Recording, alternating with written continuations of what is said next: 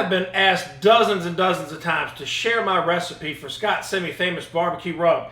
And since I happen to be out, this is a great time to share it with you guys. I have tried better than 100 barbecue rubs, and this by far is the best rub that I've ever had. And you're going to be able to make it at home yourself after watching this recipe video. Links to some of the stuff we use down in the description below. Yes, I'm going to give you the entire recipe. Hit that subscribe button down there. Check this out.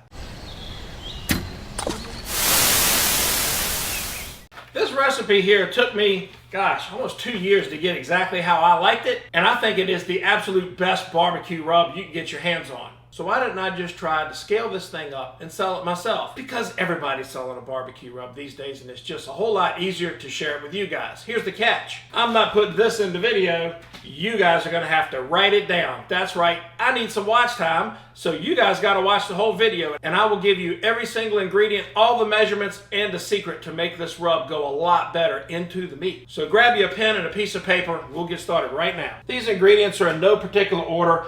And you know what? Start with this recipe. Then once you've made a batch of it, you guys can play with it. You can do things. You can add sugar, you can add different herbs and spices, kind of make it your own if you want. But start with this base recipe first. I think you're going to find you really like it. The first ingredient is coarse ground black pepper, 3/4 cup.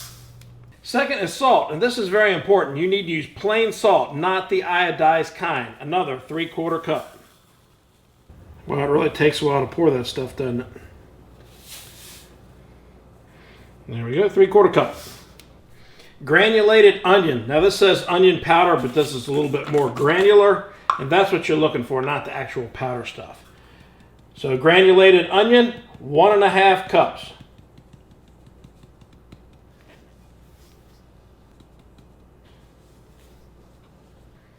Granulated garlic, same kind of thing. Don't get the garlic powder, get the granulated garlic. 3/4 cup. 3/4 cup granulated garlic.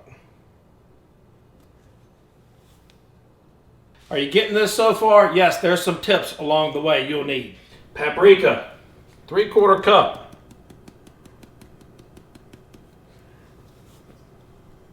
About 1/2 tablespoon of ground sage. Now, I understand some of you guys will say, oh, I like sage. Try it. Get that 1/2 tablespoon in there. It's a big batch. It just adds another level of flavor to this rub. Now here's one of the secret ingredients and a tip that's going to make this thing work way better than usual. Rosemary. Not just any. Get the crushed rosemary if you can. And even if you can't, this next step is very important. It's going to make that rub really sing with this rosemary. You're going to have to get yourself one of these coffee or spice grinders. This is a big secret to this rub. And this is how we're going to use it for the rosemary. We're going to measure out 1/3 cup. There we go. And what you have is a bunch of these little dried rosemary leaves in here. We're going to pour them in our spice grinder.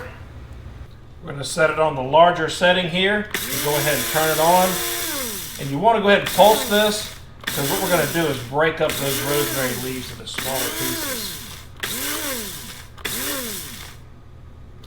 This is going to do a great job in having us incorporate this flavor into the rub. It will also help it absorb into the meat better.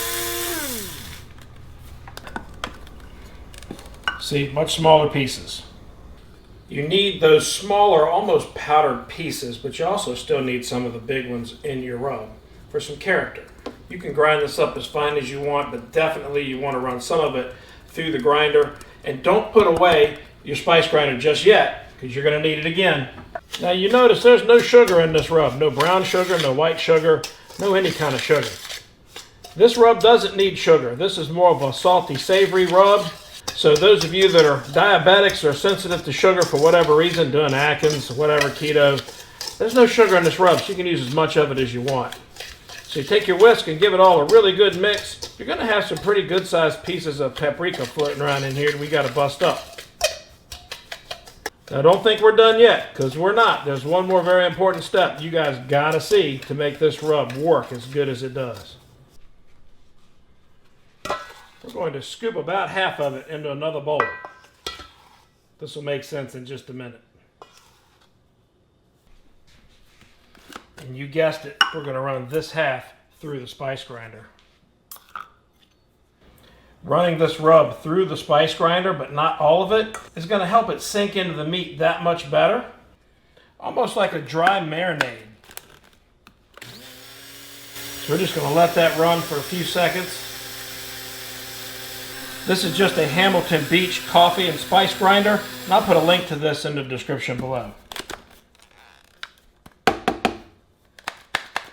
So when you're done, this rub's going to have really fine particles, which is going to make it work great as a dry marinade as well as a barbecue rub.